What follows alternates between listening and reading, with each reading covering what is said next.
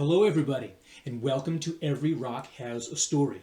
Now today's story is about another one of my smaller, darker colored rocks. Let me show you this one up close.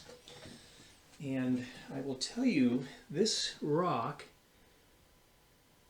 is interesting. It's very shiny, but it's also very smooth. Oh my goodness, look at that.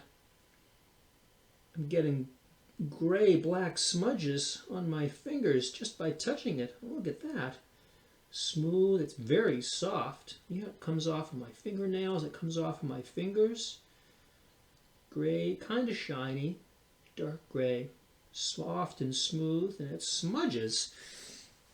This rock might remind you of something, that smudgy smudge. Look at that on my finger. I wonder if you could guess what this rock is and what we use it for. Let me see if I can give you a hint. Turns out that this rock is special because we use it to write with. This rock is what we use for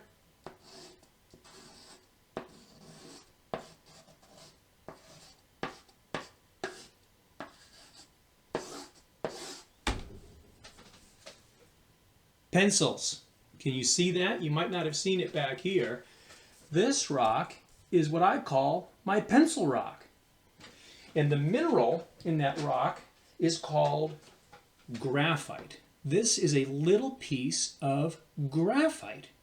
And graphite is what we put in pencils. We mine graphite and form it into that long shape of a pencil so that we can draw with, just like I did right here when I drew that word pencils.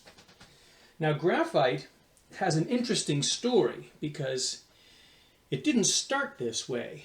Graphite is made out of pure carbon.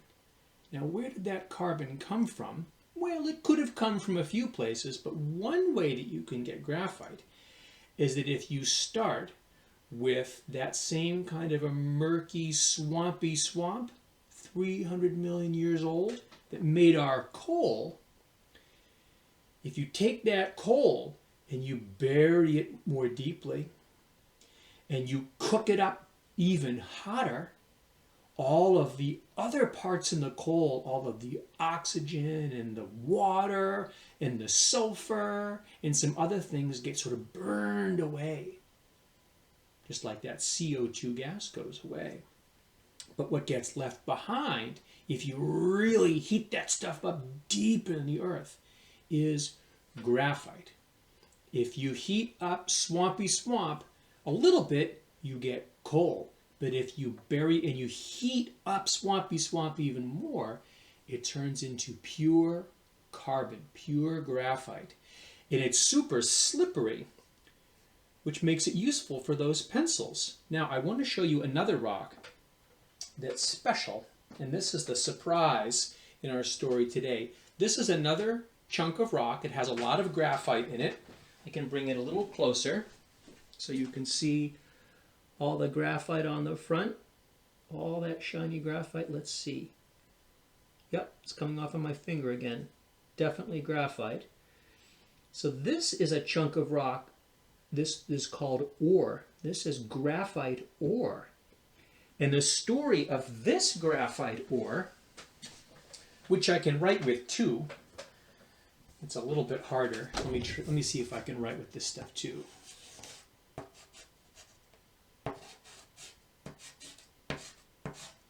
There.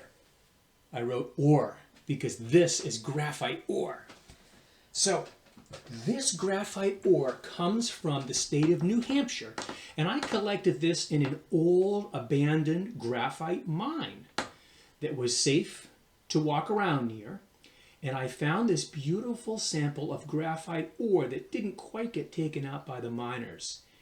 Now, this story gets interesting because the people that mined this were making pencils, and they were making these pencils from this graphite in New Hampshire in the 1800s, mostly the middle toward the end of the 1800s.